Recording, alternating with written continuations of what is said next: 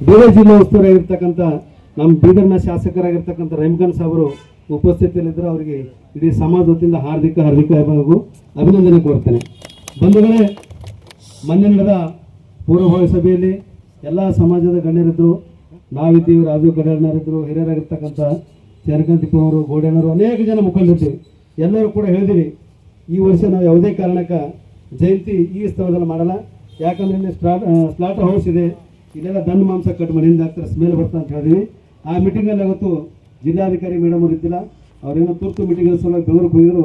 ಆದರೆ ADC ಸಾಹೇಬರು, commissioner ಸಾಹೇಬರು ನಮಗೆ ಭಾಷೆ ಕೊಟ್ಟಿದ್ದಾರೆ, ನಿಮಗೊಂದು ಒಳ್ಳೆ ಅವಕಾಶ, ಒಳ್ಳೆ ಒಂದು ಸ್ಥಳ, ಒಳ್ಳೆ ಒಂದು ಸರ್ಕಾರ ಚೌಕ ಮಾಡಿಕೊಡ್ತೀವಿ ಅಂತ ಹೇಳಿದಾರೆ. ಅವರು ಹೇಳಿದ ಸಲುವಾಗಿ ಇವತ್ತು ನಾವು ಲಾಸ್ಟ್ ಜಯಂತಿ ಮಾಡ್ತಿದ್ದೀವಿ. ಮುಂದಿನ ಸಲ ಇಲ್ಲಿ ಜಯಂತಿ ಮಾಡಲಿ ಅಂತ ಇವತ್ತು ಹೇಳ್ತೀವಿ ನಾವು ಬಂಧುಗಳೇ.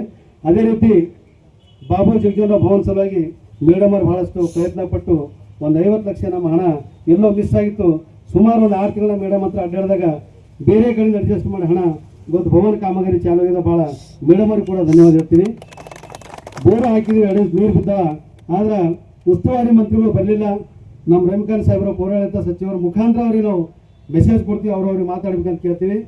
ನಾವು ಡಾಕ್ಟರ್ ಬಾಬು ಜಗಜೀವನರಾಮ್ ಹೋದ ವರ್ಷ ಜಯಂತಿ ಮಾಡಿದಾಗ ಸನ್ಮಾನ್ಯ ಮಂತ್ರಿಗಳಾಗಿರ್ತಕ್ಕಂಥ ಈಶ್ವರ್ ಖಂಡ್ರೆ ಸಾಹೇಬರು ಬಂದು ಬಾಬು ಜಗಜೀವನರಾಮ್ ಭವನಕ್ಕೆ 5 ಕೋಟಿ ಬಿಡುಗಡೆ ಮಾಡ್ತೀನಿ ಅಂತ ಹೇಳಿದ್ರು. ಆದ್ರೆ 2 ಕೋಟಿ ಬಿಡುಗಡೆ ಮಾಡಿದ್ರು, ಧನ್ಯವಾದ ಹೇಳ್ತೀವಿ. ಕೂಡಲೇ ಕೂಡ ಇನ್ನೂ ಉಳಿದಿರ್ತಕ್ಕಂಥ 3 ಕೋಟಿ ಅನ್ನೋದನ್ನ ಬಿಡುಗಡೆ ಮಾಡಬೇಕು. ಇನ್ನೊಂದೇನಂತಂದ್ರೆ 2 ವರ್ಷ ಕೆಳಗಡೆ MP ಚುನಾವಣೆ ಇತ್ತು. ಆ ಚುನಾವಣೆಯಲ್ಲಿ ಅವತ್ತು ಪ್ರಚಾರಕ್ಕೆ ಬಂದು ಅವತ್ತು ಕೂಡ ಜಯಂತಿ ಕೂಡ ಕೊಂಡಾಡಿತ್ತು. ಈಗಿನ MP ಆಗಿರ್ತಕ್ಕಂಥ ಸಾಗರ್ ಖಂಡ್ರೆ ಸಾಹೇಬರು ಇಲ್ಲೇ ಬಂದು ಅವತ್ತು ಭರವಸೆ ಮಾತು ಕೊಟ್ಟು ಭಾಷಣ ಮಾಡಿದರು.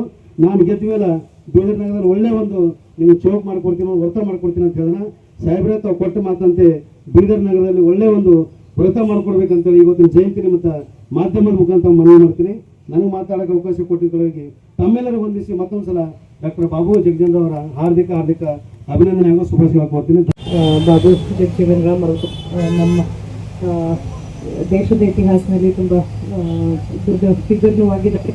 ಡೆಪ್ಟಿ ಪ್ರೈಮ್ ಮಿನಿಸ್ಟರ್ ಅಂತಲೂ ಸರ್ವ್ ಮಾಡಿದ್ದಾರೆ. ಮತ್ತು ನಮ್ಮ ಸ್ವಾತಂತ್ರ್ಯ ಸಿಕ್ಕ ನಂತರ ಕಾನ್ಸ್ಟಿಟ್ಯೂಂಟ್ ಅಸೆಂಬ್ಲಿ ಏನು ಮಾಡಿದರು ಅದನ್ನು ಕೂಡ ಮೆಂಬರ್ ಅವರು ಆಗಿದ್ದರು. ಮತ್ತು ಫಸ್ಟ್ ಕ್ಯಾಬಿನೆಟ್ನಲ್ಲಿ ಲೇಬರ್ ಮಿನಿಸ್ಟರ್ ಆಗಿ ಕೂಡ ಅವರು ಮಿನಿಸ್ಟರ್ ಪದ ಗ್ರಹಣ ಮಾಡಿದರು.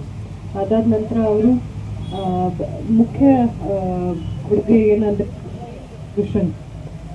ನಮ್ಮ ದೇಶದಲ್ಲಿ ಹಸಿರು ಕ್ರಾಂತಿ ಏನಾಗಿದೆ, ಅವರೇ ಅವಾಗ ಮಿನಿಸ್ಟರ್ ಕೂಡ ಇದ್ದರು. ಅವರ ಅಧ್ಯಕ್ಷತೆಯಲ್ಲಿ, ಅವರ ನೇತೃತ್ವದಲ್ಲಿ ಹಸಿರು ಕ್ರಾಂತಿ ನಮ್ಮ ದೇಶದಲ್ಲಿ ಬಂತು. ಮತ್ತು 1974ನಲ್ಲಿ ನಮ್ಮ ದೇಶದಲ್ಲಿ ಡ್ರಾಟ್, ಬರ ಏನಾಗಿತ್ತು, ಆವಾಗ ಕೂಡ ಫುಡ್ ಕ್ರೈಸಿಸ್ ಅನ್ನು ರಿಸಾಲ್ವ್ ಮಾಡೋಕ್ಕೆ ಅವರ ಇವತ್ತು ಇಲ್ಲಿ ಬಂದಿದ್ರೆ ಇವತ್ತು ನಾವು ಒಂದು ಒಳ್ಳೆ ರೀತಿಯಲ್ಲಿಂದ ತಮ್ಮೆಲ್ಲರಿಗೆ ಒಂದು ಒಳ್ಳೆ ವಿಶ್ವಾಸದಿಂದ ನಾನು ಹೇಳ್ತೇನೆ. ಯಾಕಂದರೆ ಈಶ್ವರ್ ಸಾಹೇಬರು ನಾನು ಇಬ್ಬರು ಬರಬೇಕಂತ ಇತ್ತು, ತಮ್ಮೆಲ್ಲರಿಗೆ ಗೊತ್ತಿದೆ. ಇದು ಬೈ ಎಲೆಕ್ಷನ್ ಇದೆ, ತುಂಬ ರೆಸ್ಪಾನ್ಸಿಬಿಲಿಟಿ ಕೊಟ್ಟಿದ್ದಾರೆ. ಅದ್ರ ಸಲಗೆ ನನಗೆ ಹೇಳಿದ್ರು, ಇದೊಂದು ನಾನು ಹೋಗ್ತೀನಿ ಅಂದರು, ಇಲ್ಲ ನಾನು ಬರ್ತೀನಿ ಅಂತ. ಮತ್ತೆ ಚಂದ್ರಕಾಂತ್ ಸಾಹೇಬರು 2-3 ಸಲ ಅವರಿಗೆ ಫೋನ್ ಮಾಡಿದರು. ರಾತ್ರಿ ನಾನು 4 ಗಂಟೆ ಬರ್ತೀನಿ, ಮತ್ತೆ ಈಗ ಮಧ್ಯಾಹ್ನ ಮೇಲೆ ಹೋಗಬೇಕು ಈ ಕಾರ್ಯಕ್ರಮ ಮುಗಿತು. ಇಡೀ ನಮ್ಮ ಭಾರತ ದೇಶಕ್ಕೆ ನಮ್ಮ deputy prime minister Babu Jagjivan Ram ಅವರು ನಮ್ಮೆಲ್ಲರಿಗೆ ಗೊತ್ತಿದೆ. ಮತ್ತು ಇವತ್ತು ರಂಗಮಂದಿರನಲ್ಲಿ ಸುದೀರ್ಘವಾಗಿ ನಾವಲ್ಲಿ ಮಾತಾಡೋರಿ. ಅದರ ಸಲಗೆ ತಮ್ಮೆಲ್ಲರಿಗೆ ಇನ್ನೊಂದು ಸಲ ನಾನು ಬಾಬು ಜಗಜೀವನರಾಮ್ದು ಜಯಂತಿಗೆ ಶುಭಾಶಯಗಳು ಹೇಳ್ತೇನೆ. ಧನ್ಯವಾದ.